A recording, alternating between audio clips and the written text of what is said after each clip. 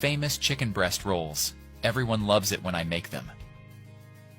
Start by cutting 3 chicken breasts. Cut them in half, lengthwise. Next, pound them with the knife to soften them.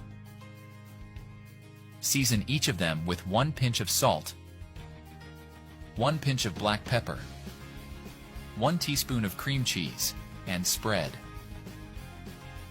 Next, add 50 grams of grated mozzarella cheese, 1 pinch of garlic powder,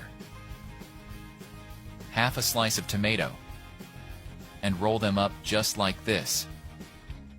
Transfer them to a medium baking dish and set aside. Next, in a small bowl, add 2 tablespoons of mayonnaise, 1 tablespoon of mustard, and mix until combined. Next, brush the chicken rolls with this mixture.